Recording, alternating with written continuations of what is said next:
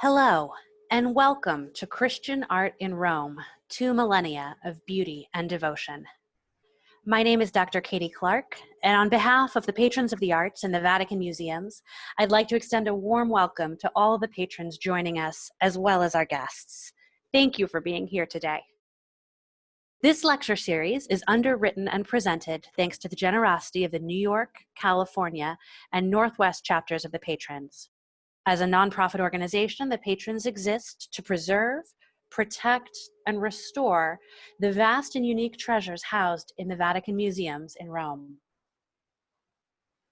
Today's lecture, The Tomb of Peter, The Search for St. Peter in Rome, is the second in a four-part series. If you would like to watch last week's lecture or rewatch any part of today's lecture, you can always see them online at both the New York and California patrons' websites, as well as on our YouTube or Facebook pages. We'll show those links at the conclusion of today's talk. Since we're pleased to have over 400 people registered for today's lecture, your sound and your video is turned off. Throughout the lecture today, you can enter any questions you have into the Q&A box that you see on your screen. If you have a technical question, one of our producers will assist you, and we'll collect as many questions about the lecture as we can and answer them during our live question and answer period at the end of the talk. Our presenter today is Father Michael Collins of the Archdiocese of Dublin. A renowned lecturer and author, Father Michael has taught and published extensively on a variety of historical and literary subjects. His most recent book, Raphael's World, was released this year as 2020 commemorates the 500th anniversary of the death of the high Renaissance painter Raphael. So without further ado, please welcome Father Michael Collins. Good afternoon, New York. Good afternoon, California. I'm delighted to be able to be with you again after our meeting last week when we entered the catacombs of Rome and saw the earliest examples of Christian art. Now, today's lecture I would like to dedicate to the memory of Lee Romanelli, who died a couple of years ago and was a longtime member of the New York chapter of the Patrons of the Arts of the Vatican Museums. And for the last, indeed, 10 years of her life, she served as the president of the chapter.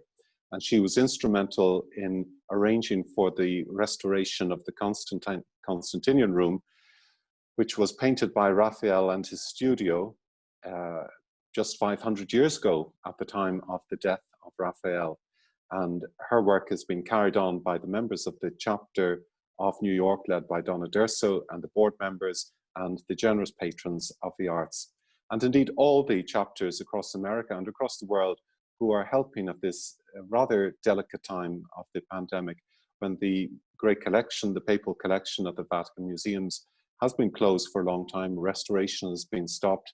It was a very uncertain period, and now we're happy to say things are beginning to pick up again. So in Lee's memory, I'd like to offer these few words. Who was Peter? Today we're going to concentrate on finding out who was Peter, what was his life story, and above all, why is he connected with the great city of Rome? Well, the first thing we've got to say is that his name wasn't Peter.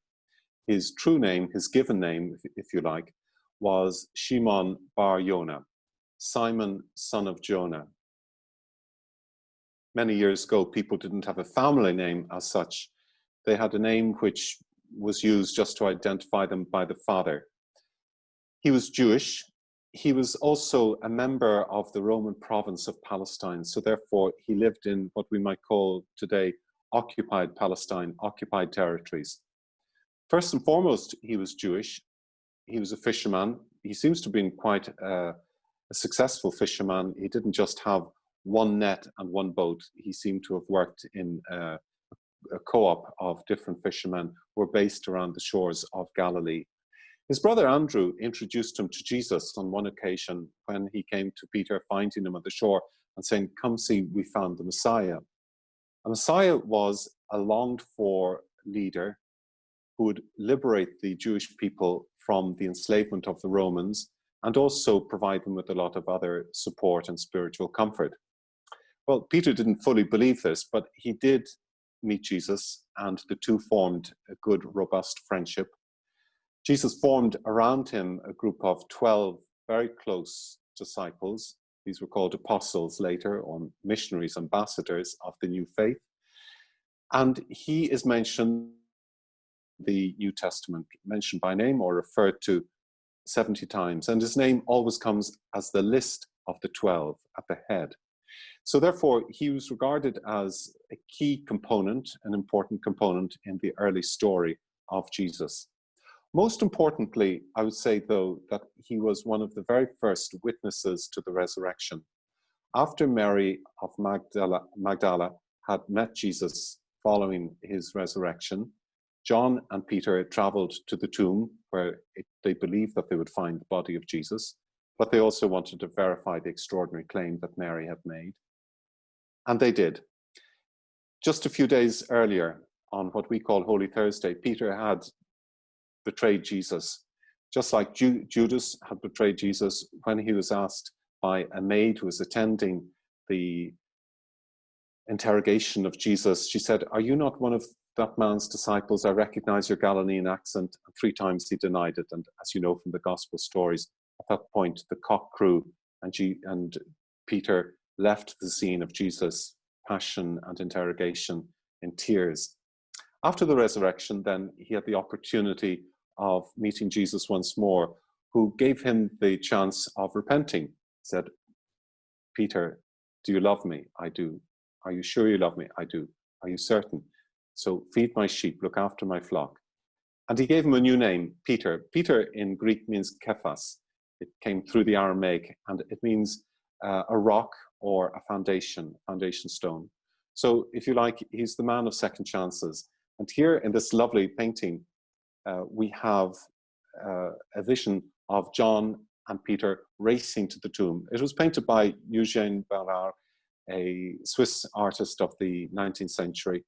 And I think it captures wonderfully the image of what Peter may have looked like. And right from the very beginning, the earliest portraits of Peter show a man with a big, sturdy frame, with wild hair, a bushy beard. And that is one image of Peter which throughout the centuries keeps on going. However, there is a problem also that we have with Peter. At the end of his life, we just don't know what happened to him. The Acts of the Apostles leave him almost suspended in the air. The Acts of the Apostles finish with Paul's arrival in Rome under house arrest in order to face charges. And then we don't hear anything about Peter. So he just disappears. For somebody who's so important, it's very strange. 70 mentions in the scriptures, and yet we don't know what happened to him. So therefore, we've got to try and piece together as best we can what may have happened. One of the things that we hang our archaeological hats on is an event that I mentioned last week, which was the Great Fire of Rome, which took place on the night of the 19th of July in the year 64. And the painting which we're about to see by Heinrich Simeratsky indicates the way in which the early Christians in Rome had to face an extraordinary persecution. Nero was really a very unsavory character. I mentioned a little bit about him. He reigned last week, and I mentioned that he reigned from 54 to 68 AD, or of the Common Era. He's one of the very early emperors of the Roman experience, the Roman Empire. And in order to shift the blame from himself, because people began to say it was his fault, it was the fault of Nero that the fire took place, he shifted the blame onto the arrival of the followers of Christus in Rome.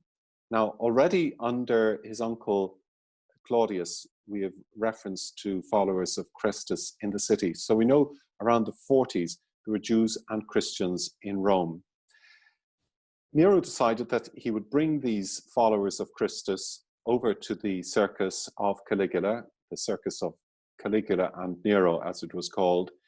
And the Roman historian Tacitus tells us that the Christians were strapped to poles, dipped in tar, and then set alight as an illumination for the games.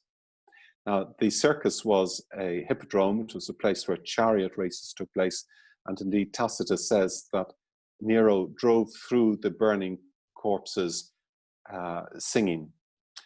He thought he was a great entertainer, as some celebrities still do, even today. And he used to entertain the masses by accompanying himself on the lyre and singing, I would imagine, quite out of tune, so much so that men would pretend to commit suicide to be carried out of the arena, and women would claim that they were about to have their babies in order to escape. Nevertheless, he was a very serious character. He was obviously quite deranged. He took a particular dislike to his mother, invited her to visit him at Bahia, and arranged for her to be transported in a boat which he had arranged would break up in the middle of the sea journey, and thus she would sink. It would be thought that she died in a shipwreck. In actual fact, his mother turned out to be a very strong swimmer, and she managed to get to shore. It didn't do her much good because Nero's soldiers chased her and then killed her when she arrived on the shore. So you can see the type of person we're dealing with, and this is the person that the early Christians had to deal with. There was no recourse for justice, and keep in mind that the early Christians generally belonged to the lower part of society. In Palestine, we find them in works as slaves or not very important jobs, and in Rome, we find they also belong to the lower classes. There was the story that Nero threw them to the lions, and in fact, persecution didn't finish with Nero at his death in 68. It continued on sporadically for another 2.5 centuries. A number of emperors decided that they didn't trust the Christians for a variety of reasons. They were thrown to the lions. Origen, on one occasion, laughs at that, and he says, were they all thrown to the one lion? Unlikely. And this marvelous painting, again, gives us a great idea of a reconstruction, if you like, of what it must have been like 19 centuries ago. We're looking at a 19th century painting by Jean-Léon Gérôme. He was a French painter who has put together, if you like, an imaginary reconstruction of the Circus of Nero.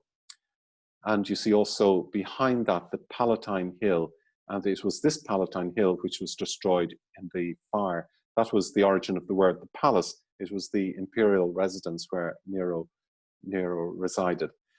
Here we have the image of perhaps Peter, or at least a presbyter, urging his fellow Christians not to give up, not to despair, not to renounce their Christian faith, while all around them, their friends, their family were being set alight. Once more, we go back to the Polish painter, Heinrich Smeralski, who shows us Nero looking at the death of somebody who's been gored in the arena. The 19th century, of course, is very interested in these Christian themes because it followed directly after the Age of Enlightenment in the 18th century, which had such a profound influence from France spreading out across Central Europe. And during the 19th century, there was a regrouping of the Christian faith, and there really was an extraordinary flourishing. So very often when the Christian faith is threatened, then it becomes stronger. In fact, one of the early fathers said that the blood of the martyrs is the seed of the Christian faith, which may be true. As I said, we don't really know what happened, Peter, because there's no evidence. We're told that he went to Antioch in Syria. We're told also that he wrote from Babylon a letter, but Babylon also had a variety of different meanings. And Babylon was also a code word for Rome, which was regarded by Christians as a place of complete corruption and deprivation. Even though the people lived there, they saw themselves living in an extraordinary world. And again, I mentioned last week that it was a man's world. It was run by patricians. The politics were all engineered by men. The government was carried out very often by people connected with the army. So therefore, women were very much in the background. This was a man's world. And it was a very cruel world. We've seen incidences a moment ago of people being thrown to the lions. But I think you know from general history the stories of their extraordinary brutality towards each other as they watched gladiators fight to the death, and also on occasion to be thrown to a number of lions and various other animals, tigers, etc., which destroy them and destroy their bodies. So we're dealing with quite a bloodthirsty people, even though they were wonderful in many, many respects, but this is one shadowy part of their lives that we've got to admit. So there was an early tradition which tells us that Peter, as the leader of the early Christian community, was crucified. And I mentioned last week also that when he was being crucified, he asked those who were arranging for his death to turn his cross upside down, because he said, I'm not worthy to die in the way that my master died. And here in this painting by Caravaggio, we find a very realistic depiction of the death of Jesus. And of course, Caravaggio, painting in the early 17th century, used this wonderful chiaroscuro, this emphasis of light shaded against dark, so that the relief of the characters stand out. And it's going to be important to keep in mind these images of Peter, because later on in our story, they turn out to be quite important, because we see that the man who has been crucified was in fact an older man, probably in his 60s and 70s. And that's going to help us in the jigsaw as we put together the story of Peter. Peter then, according to the legend, according to tradition, was crucified somewhere around the Vatican area, which we're going to see in a few moments. And it would have been quite normal for him to be buried. Although he was not a rich person, he would have been buried outside the city walls. How he was buried, who took charge of the burial, who decided to arrange for a place or a plot for him to be buried, is lost in history. And thus far, nobody has been able to work out what happened. Maybe in the future, archaeologists will stumble across another clue to help us with our jigsaw. But at the moment, we've just got to say that Peter, as far as tradition tells us, was buried along the Via Cornelia, which was one of the roads which led northwards out of Rome on the way to Gaul. So each of these roads, because people were always buried outside the city limits, outside the pomerium, for hygienic reasons more than anything else, these people very often built tombs or mausolea to their own memory and to the memory of their families. I've shown you just mausolea which were outside. They came from Ostia. They're examples of mausolea which were still standing in the open air. But in a moment, I'm going to explain to you why the mausolea that we are looking at are underground. Now, look here, and we're walking along a small little narrow alleyway between the mausolea, because they were built maybe 1, 2, and 3 levels back. Why are we underground? That's going to become obvious to us in a few moments. If we entered into one of the mausolea, this is what we would find. A little altar at the center. Perhaps the family would go in and burn some incense in the memory of the people who had been buried. Generally, a mausoleum belonged to a family, or at least a family and their slaves. And very often slaves have the honor, if you like, of serving out their whole lives, never attaining liberty, and being buried in the family vault. The pagans generally, the Romans in general, usually followed what's called incineration. So they're cremated. The Christians, however, preferred inhumation, because that was their tradition. It was the tradition of the Jews from which they came. Here we have the niches in which the urns were piled and the family members were honored. If you look at this drawing here, it's a 17th century drawing, but it shows us a view of what the original area of the Vatican was like. Now, if we had a drone and we were flying over in the 1st century, we'd see nothing else but the hill. So if you look there at the very center, you've got the Mons Vaticanus. An early writer says that the Vatican Hill and the valley was a place where very sour grapes were grown, which turned to vinegar after a few weeks, and was also inhabited by serpents. And in fact, a friend of mine who works in the Curia says that nothing has changed over the last 2,000 years, but I think that's a very unfair comment. Nevertheless, down we go into the valley, and we'll see the hippodrome that I mentioned to you a few moments ago, and we saw the 19th century depictions in oil of the Hippodrome. Behind you, you'll find the Vatican Hill. You see, that was the Mons Vaticanus. And in a few moments, I'm going to explain why that becomes important. But as we move downwards in our vision, we see slightly diagonally lengthways the Hippodrome, the circus where the games would take place. By the way, keep in mind, the ancient Romans didn't have proper summer holidays. They didn't exist. But what they had was a variety of up to 150 feast days throughout the year.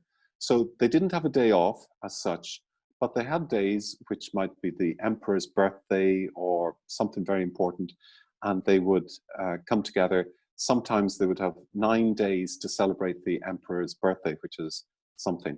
But there were various festivals in honor of the gods, in honor of the deceased, etc. So what we have here is a reconstruction of what the basilica, of what the Hippodrome may have looked like. And keep in mind, at the very center, you'll find an obelisk, because that's going to be part of our jigsaw as well later on, both today and next week when we reconvene. And you'll say to yourself, did I see that obelisk somewhere else? Now, just before we leave this slide, have a look again at the Vatican Hill and see the way it's sliding down towards the river. And again, that's going to be quite important. Where the round building is, that is a later chapel, which was built as a Christian chapel. It doesn't really come into our story at the very moment, but I would hazard a guess, and no archaeologist has been able to actually identify the spot perfectly, but I would hazard a guess that it was in this area, roughly within perhaps 40 feet, 50 feet or so, that Peter was buried, according to tradition. But again, I've got to repeat, putting our jigsaw together, we're not absolutely sure, and we're going to put all these pieces together to try and get a convincing picture. This gives us maybe a different way of looking at things. This is almost 3D. It's an old plastic, actually. I think this, if I'm not mistaken, dates back to the 1960s and comes from the Teaching Museum at AUR outside Rome. And again, it shows us, if you look behind the obelisk, you'll find the Via Cornelia, and this is the long road where the mausolea are laid out. So this would lead us, as we're walking away from Rome, we're going northwards along the Via Cornelia, and we're going up towards northern Italy or to Gaul. So keep in mind those mausolea, because they're going to be very important in our story in a few moments. A red wall. If you talk about archaeology and St. Peter's to anybody, within a few seconds, people will talk about the red wall. There's an unusual wall which was discovered underneath the present Basilica of St. Peter's. And it's important because it was a boundary wall used to mark off different areas of the mausolea of a number of families. So we have graffiti and we have inscriptions which indicate the names of the families and each mausoleum, to whom it belonged, etc. But this red wall is an unusual wall. It dates from after 141 and up to about maybe 156. So therefore, it's clearly a 2nd century wall, but it's an unusual boundary wall, and nobody has been, as yet, been able to work out why it was built and what was its purpose. However, what is interesting in this story is that there is a trophy or a little ledge which indicates that somebody of some significance was buried there. But here's the problem. Look at this ledge. Look at the 2 columns. It's on the outside of the wall. Nobody was buried on the outside of a wall. Nobody was buried on the road. They were buried inside a mausolea. So what's going on here? The answer could be, I'm not saying it is, or I'm not saying it's not, but the possibility is that this was an important wall and somebody, in fact, was buried in the ground, but probably secretly and without putting up a monument. Let me make a reference to Gaius the Presbyter, who was writing towards the end of the 2nd century, around 180. He said, writing to a man called Proclus, who didn't believe the story of Peter being in Rome, he said, I can show you the trophies of the apostles, by whom he means Peter and Paul. He says, in fact, if you go out towards the Vatican or along the Via Ostia, you'll find the trophies of those who founded this church. And that's exactly what people saw. That's exactly what people believed, because they thought that the trophy at the Vatican was that where Peter was buried. And they thought that the trophy on the Via Ostiense was where Paul was beheaded. And again, that's going to be part of our story in a moment. Here's a side elevation for anybody who's interested in architecture. You'll see on the right-hand side, we've the Basilica of Constantine. Constantine's a very important character, and I think the New York patrons are paying a lot of attention to Constantine this year because they've just sponsored the restoration of the Constantinian room at the Vatican in the Apostolic Palace. Constantine came to power when his father, who was on duty in York in England, was proclaimed emperor. And incidentally, I think it's only important to say that today is the official birthday of Her Majesty Queen Elizabeth II, who unfortunately can't join us this afternoon because of the difference of time. But anyway, we want to wish her a happy birthday. And bearing the name Michael Collins as a good Irish patriot, I'd like to wish Queen Elizabeth a happy birthday. In any event, that's irrelevant to the story. Here we have the Basilica of Constantine. And then as we move leftwards, we'll find the circus. And again, our obelisk, as we keep going forward, we find, so we're back at the circus. Now, what is the connection? Put two and two together, you've guessed already. It could be, and it seems to be, that the center of that church is over a red wall. Extraordinary. We've nothing else to say just for the moment, but we're going to say something in a moment when we see what else develops. Constantine became the leader of the empire in the West after he defeated the Emperor Maxentius, co-emperor Maxentius, at the Battle of Milvian Bridge in 312. Entering Rome, he allowed the Christians to worship in public, and then he decided that they needed a church. Unusually, the Christians had been different from other pagan worshippers because they didn't like the idea of worshipping outside a temple. They liked to worship in together. And if you remember last week, we saw the inside of an insula at Dura Europas. This was a place where Christians knocked down a few walls and they made a large meeting hall. So Constantine, he called in actually the Bishop of Rome, a man called Miltiades, who probably went to see him trembling because many of his predecessors, including Peter, had been killed or burned to death. And when Miltiades went in, he was probably expecting to get his head chopped off or to be crucified. And Constantine said, I have this most extraordinary dream. I saw a sign, and it was the sun, and I saw an image, which he described as CH or Cairo in Greek. I said, what could that mean? And it could be that Miltiades said, well, of course, that's the sign of Christ, and maybe you had a vision of Christ. Because certainly Eusebius of Caesarea, a few years later, recounts this story. And Lactantius gives us an account as well. And Constantine then said to him, oh, well, that's wonderful because I believe in your God and I want to give you lots of money. You won't believe this, but Constantine gave this leader of a persecuted Christian sect millions of Roman coins in gold, the equivalent of several $1 million. And he gave them the income of the cornfields of Sicily at the time. So just think, it's a little bit like the president calling in the head of some religious sect and saying, right, you're going to be the official religion of the empire from now on.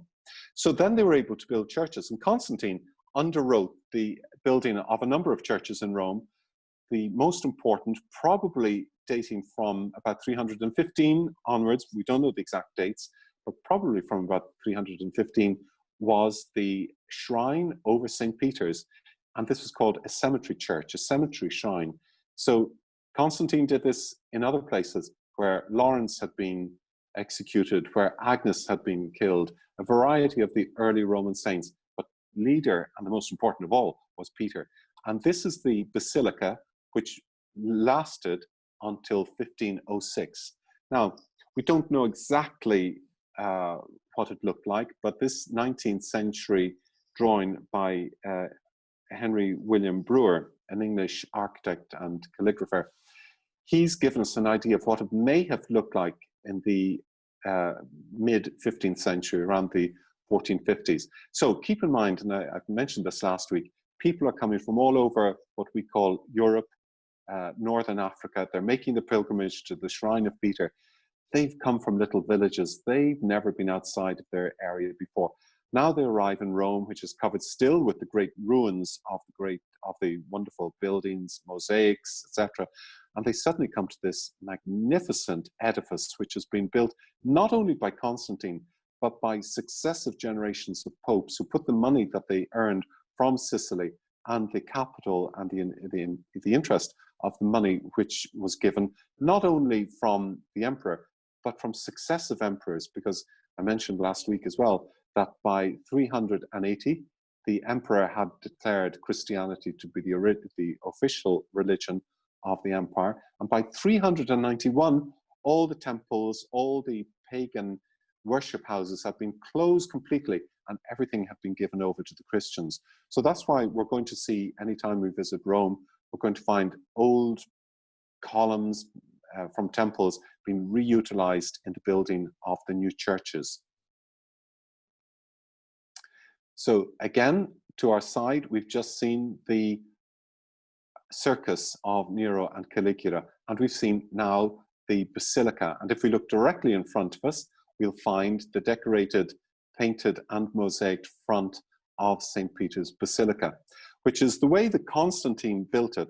But again, as I mentioned, over the years, people wanted to beautify and embellish the church. And that's what Christians do. Once they have a meeting place, and especially if it's built over an important shrine, they want to continue to make it more beautiful. I remember visiting the National Shrine in Washington a few years ago and being mesmerized by the beautiful altars and small little chapels, which were all made in honor of the various saints. So somebody coming in the 16th century would have seen this. And at the very center, they'd see what looked like a pine cone. And indeed, you'll see now that's exactly what we have, a pine cone. That was turned into a fountain. It was in the center of Old St. Peter's. And again, many of the patrons of the arts of the Vatican museums will recognize this because it's in the Belvedere Court. And at the moment, the Belvedere Court is being restored by the patrons. It was originally in the top of Castel Sant'Angelo, which served as the mausoleum of the Emperor Adrian, which was made in the 2nd century. So it was taken down. Very often these buildings were abandoned, certainly from the 6th century onwards, when the barbarians overtook the city. The monuments were just left to one side or they collapsed. They weren't maintained. And this beautiful pine cone is one of the pieces which was salvaged, probably without anybody thinking what they were doing, but salvaged and has survived to the present day and is preserved within the collection of the Vatican museums. The Chronicles of Nuremberg, you'll recognize this book as a mid-15th century book. It was a chronicle of everything that happened in the world. It was written and engraved in the city of Nuremberg in Germany. And it's one of the very important woodcut books. But woodcuts were very expensive. And if you look carefully at the woodcuts of the various cities throughout the country and throughout Europe, the person who made the woodcuts uses the same image from place to place, and all he does is change the name. So here we have Palatium Papae, the Palace of the Popes, but that will crop up for Frankfurt and Cologne and Paris and other cities. But generally, people who are looking at this, they're so thrilled to see. Imagine in the 15th century, there was no internet, there were no magazines, there were no books, illustrations, color. And these, by the way, were all hand-colored, so they were printed first and then hand-painted, each separate copy. They were quite expensive to buy, and they were looked after with great care. This is an engraving of a fresco of San Martino ai Monti, a church in Rome in the Monti area. And again, it'll bring us back to a quotation that comes to my mind from the 2nd century from Marcus Minucius Felix. And he wrote, "Why carve an image of God when, if you think about it, man is made in his image? And why build a temple to him when the whole world that he created cannot contain him. And just because I need a space in which to live, why should I try to squeeze the immensity of God into a tiny space? Rather, we should dedicate an altar to God in our souls. That's so true. Nevertheless, as I mentioned, we just have, it's part of our human nature. We want to embellish. We want to make things more beautiful. This is another imaginary depiction, again by Brewer, made in the late 19th century, of what the interior of St. Peter's looked like. Now, you're probably saying to yourself, what's he talking about, old St. Peter's and new St. Peter's? We have to wait next week to see new St. Peter's. We're only talking today about old St. Peter's. This was the basilica which was built by Constantine, probably around the years 315 to the early 320. And then it was decorated by him. He gave gold and silver for the sacred vessels. He installed altars. And as we look here, we've got barley, I think they call them barley sugar pillars. And these were pillars which were believed to have come from Jerusalem, from the Temple of Solomon at Jerusalem. But they were a very particular type of style. And these are marble. So imagine the artistry that existed 2,000 years ago to carve these columns. And then these were placed in the basilica around what was the putative tomb of Peter. And if we look up into the apse, we find this wonderful mosaic. Again, this is the imagination of the English Brewer, who's telling us how his imagination has let him see into Old St. Peter's. Because keep in mind, Old St. Peter's began to disappear 500 years ago under Pope Julius II, the founder of the Vatican Museums. Pope Julius, whom we'll meet at the end of our lecture tour in 2 weeks' time. And Julius decided that it was completely out of date. It no longer was a sturdy building and it had to be replaced. So if you want to get an idea of what St. Peter's looked like in the past, you would have to look to St. Paul outside the walls. Now this basilica more or less stands at the area of where Paul was executed and was buried. In fact, just a few years ago, they uncovered a tomb on which the words Paulus were written, and it's believed that the bones of Paul have been identified there. And this was literally in the last few years. And here we have an apse similar to the apse that existed in St. Peter, with Jesus seated, the Logos, on a throne of wisdom, holding a book of the scriptures. On either side, he's flanked by Paul and Peter, because these are the founders of the Church of Rome. And there has been, from the very earliest years, a tradition, a belief in the presence of Paul. Of Paul we're certain because he's mentioned in the Acts of the Apostles, and of Peter, of whom we're less certain, but the oral tradition has continued. Once more, just to give us a little glimpse of what we're going to see next week. In green, we have the Circus of Caligula and Nero. At the center, we would have the obelisk. And then the red building is the old building, the old Basilica of Constantine, which dates from the 4th century. And then if you see the paler line, which is almost circular around it, that is the outline of the present Basilica of St. Peter's, which took 120 years to construct between 1506 and 1626, when it was finally dedicated once more, having exhausted the lives of 7 architects. So I just think to myself, look at this, the Basilica of Constantine was built probably within 10 years, and the new Basilica of St. Peter's took a lot longer, 120 years. Back downstairs, now we're going underneath into our excavations. This is a most unusual mosaic which was discovered in the mausolea underneath St. Peter's. On our left-hand side, as part of the cubiculum, on the ceiling, we have a figure who seems to be Helios, the sun god. What's he doing underneath? This is a pagan area. This is a pagan mausoleum. Why is he depicted? It could be that this is Helios ascending in the heavens in his chariot, because it was believed that Helios, the sun god, rose and sank each day. He rose in the east and he set in the west, then went underneath the earth in order to rise at the next dawn. but also this could be an image of Christ, the new life who brings us to a new dawn.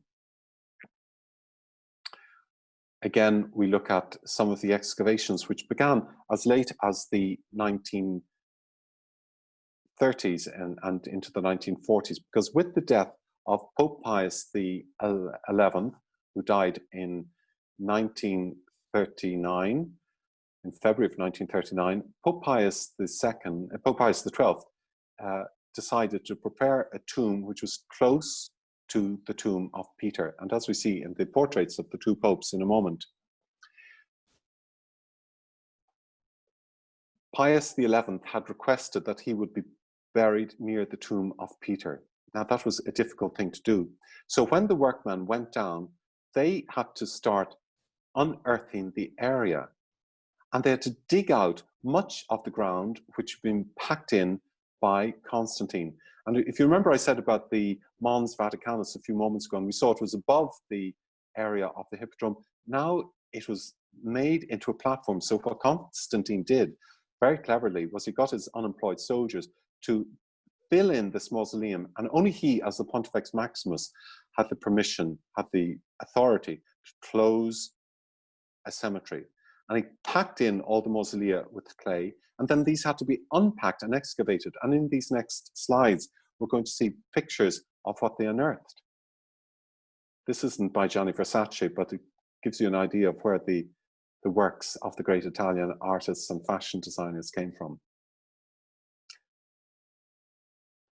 Underneath, they found extraordinary sarcophagi. You remember last week we looked at the sarcophagus of Julius Bassus, the prefect of the city, Prefectus Urbe, and the beautiful deep carvings which we saw. So here, suddenly, the Vatican excavators, the archaeologists, were able to unearth the most extraordinarily magnificent mausolea and their sarcophagi. Some were pagan, but some were Christian.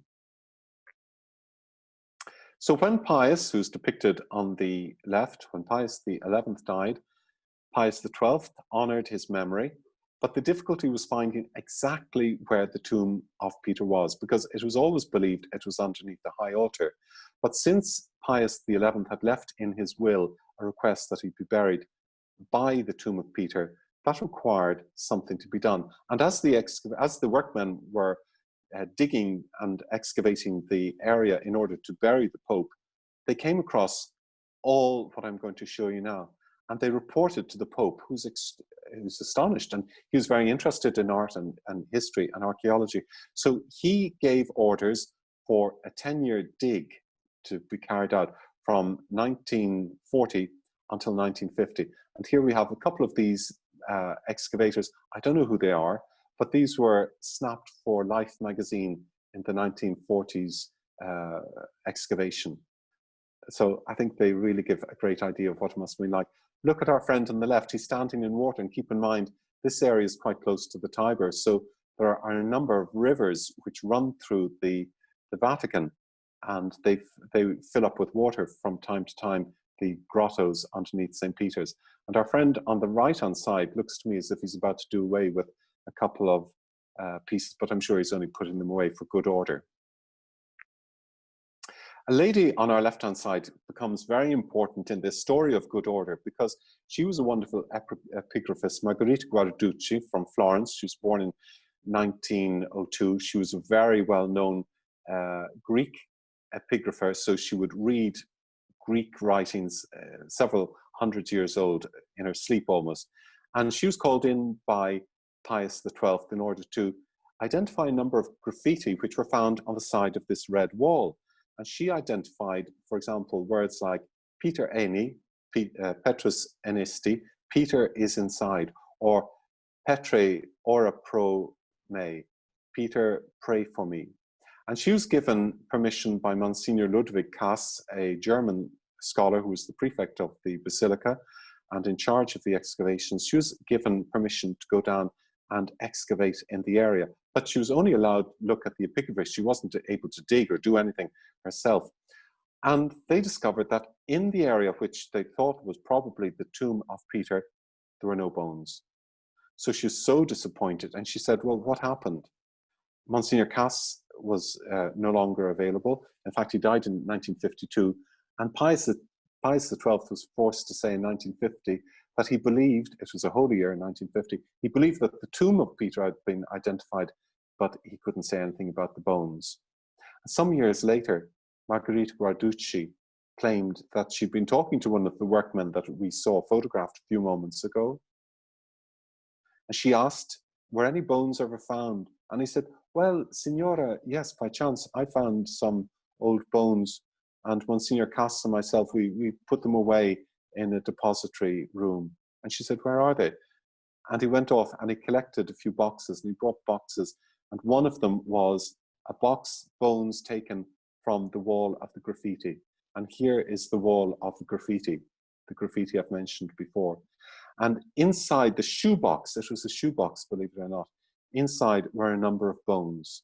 They carried out tests on the bones, and they discovered that most of the bones, there were some other bones mixed up, but most of the bones were able to be put together as a skeleton of a man who died between the age of 60 and 70. Now, more than that, they weren't able to say, is this Peter? Nobody can know. We finished our underground excavation because the old Basilica of St Peters doesn't exist anymore. But before we leave, we've got to go into the new basilica. And here are a set of oak doors, which are covered with bronze, which were made by the great Italian early Renaissance artist Filarete. And these doors are the central doors into the basilica. So we're going to look at a few of these panels. They were cast and finished by 1455, but funnily, the Pope who'd requested them to be made had died at this stage.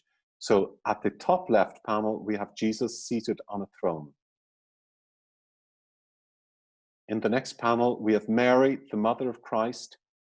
And you may notice the decoration here is early Renaissance. There's an understanding of perspective. There's great skill, and he's intertwined some of the beauty of ancient Roman classical art, which was being rediscovered during the Renaissance period. Here we have Paul, who's represented holding a sword. He mentioned one time that the word of God cuts more finely than a double-edged sword, but equally he was beheaded by a sword. Paul was an interesting character, which we'll talk about on another occasion. He was a Roman citizen, he was Jewish by his religion, and he was Greek-speaking, which meant he was ideally placed to travel around the old Roman and Greek Empire. And he also died in that way by being beheaded on the Via Ostiense. And here's a wonderful image of Peter handing on the keys. I remember when I was a student, I was a guide in St. Peter's. That's why I have such great interest in the place. And I was showing some tourists around, and I said, this is Pope Eugenius receiving the keys of the kingdom from Peter. And one of the tourists said, and where are the keys kept? So I haven't any answer to that. Nevertheless, I love Pope Eugenius, and if on the remote off chance that they're not able to find another candidate to be Pope, I am willing to let my name go forward, and I would like to be called Pope Eugenius V, and you can shorten that to Eugenius. Down we go to the beheading of, the execution of Paul, and in the bottom left-hand corner, we'll see Paul being condemned to death by the Emperor Nero. And then as we move over to the bottom right, he's been taken away, and to the bottom right, he's about to be beheaded. And the last image we find is Peter. And again, look at the way countless thousands of pilgrims have rubbed the image of Peter as they pass by in through the doors, because this is just about at hand level. You could put up your hand and touch it. Once more, Nero is saying that he must die. And now it's time to enter into the basilica. So you'll notice that there's no handle. There's no keyhole either, but I don't know how we're going to get in. So if you wouldn't mind, perhaps, if you would mind altogether blowing and see, can we blow the doors open? 1, 2, 3. I'll tell you what, we'll meet next week and I'll have the keys.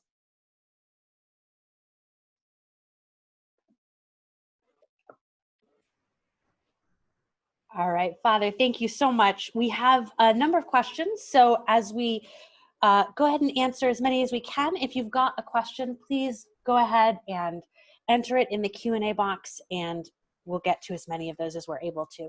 So our first question comes from Josephine, and she asks, is the wall of the graffiti that we saw near the end and the red wall, are those the same?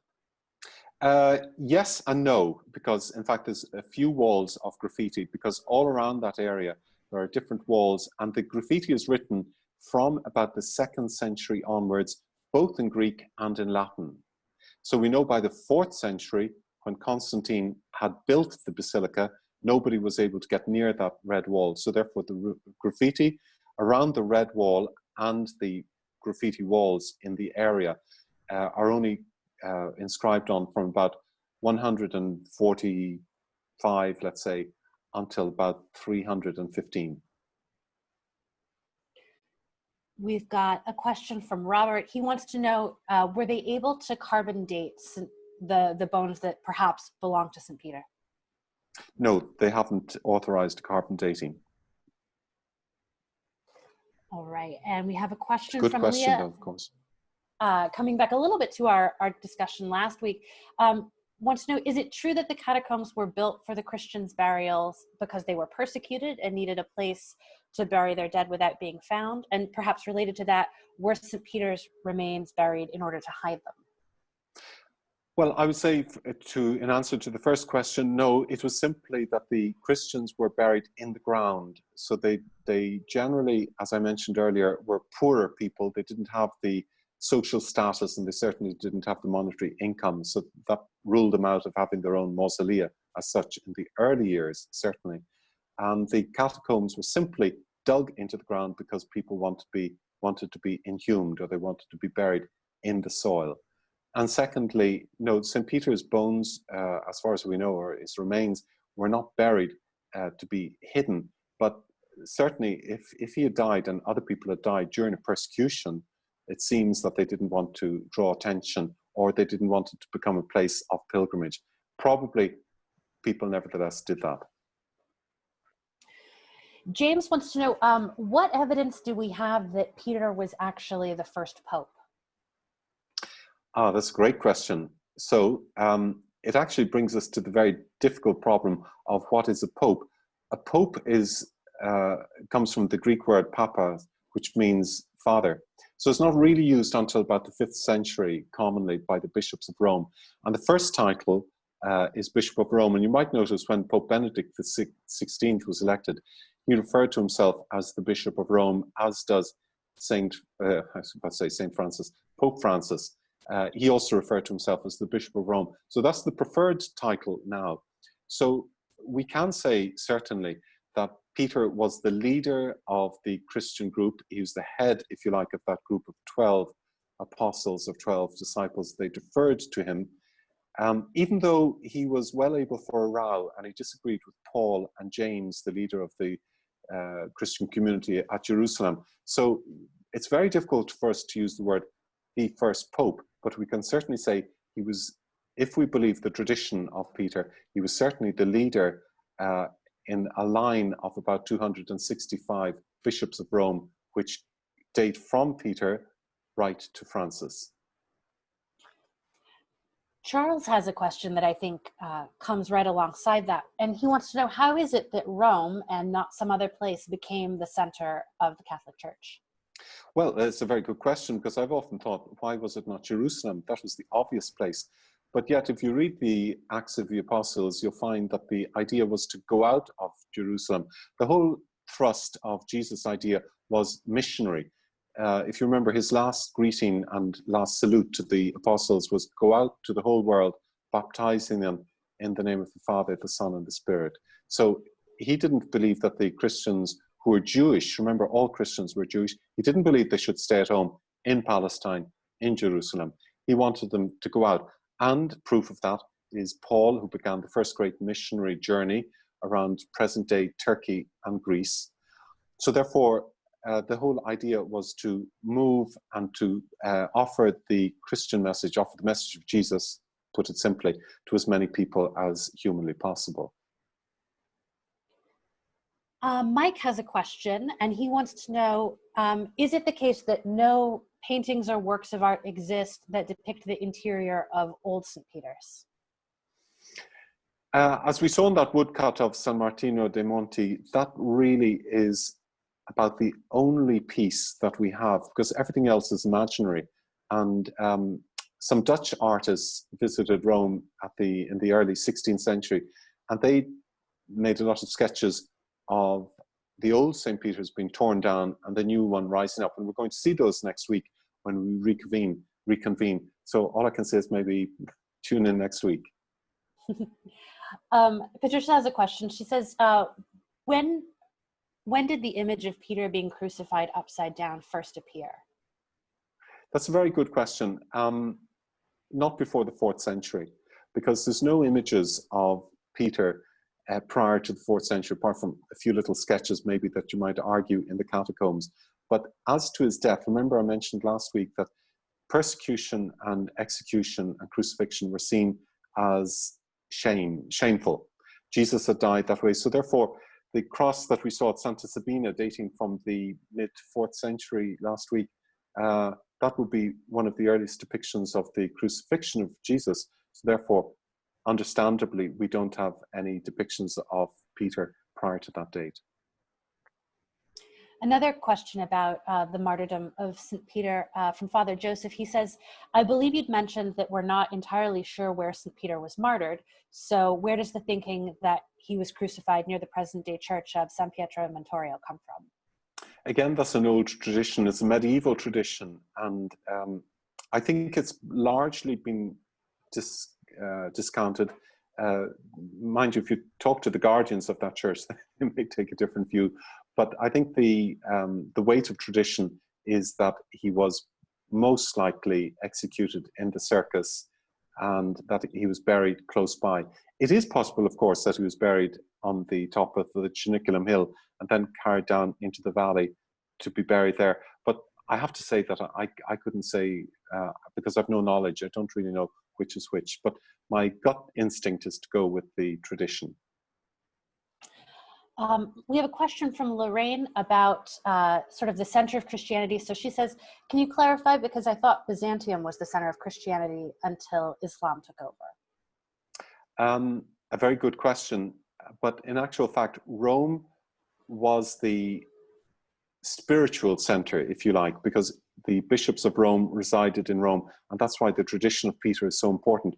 But that's quite correct, because Constantine left firstly from Rome, went to Trier, and then went over to found a new city of Byzantium, which is modern-day Constantinople or modern-day Istanbul. It goes by 3 names. So he wanted to have a presence in the eastern part of the empire, because the empire was enormous. It had become too unwieldy, and he realized that. And he felt it was more important to move over there. But over in that area, you find much more Persian and Byzantine influence. And it's quite correct to say that when Islam began its westward journey and sadly destroyed many of the early Christian shrines, that was unfortunately very difficult for Rome and very difficult for all the Christian communities. We're going to do 2 last questions. So first from Carol, she says, why were the excavated graves both Christian and pagan? So thinking about those mausolea in the Via Cornelia. Great question. And the answer is very simply, not everybody in a family converts to being Christian. So therefore, if you belong to the Orvetti family, some are Christian, some are pagan, you'll still be buried in the one mausoleum. And then the last question, which we've got a couple of versions of, I think looks ahead a little bit to next week. And folks want to know, did Pope Julius face opposition, or was it somewhat scandalous in the decision to tear down old St. Peter's and rebuild? That's a great question. I really have to think the answer to that out very carefully. He was a pain in the neck, and he was called Il Papa Terribile, the awesome Pope. People were terrified of him. So facing opposition, I don't think was a big problem from him. he had no interest in people opposing him. All right, perfect. Well, we're going to pause it there. So it remains for me to thank you, Father Michael, and to thank again the generous sponsorship of this series from the New York, California, and Northwest chapters of the patrons. Thank you to all the patrons and the guests who joined us today. And of course, thank you especially, Father Michael, for another fascinating lecture. I hope all of you will join us next Saturday at the same time when our topic will take us inside St. Peter's in Rome. St. Peter's Basilica will look at the elegance of the Renaissance and the explosion of the Baroque. We'll explore some of the hidden gems of this magnificent place and learn some little known facts about one of the world's most famous churches. Thank you so much for joining us, and we'll see you next time. With the keys.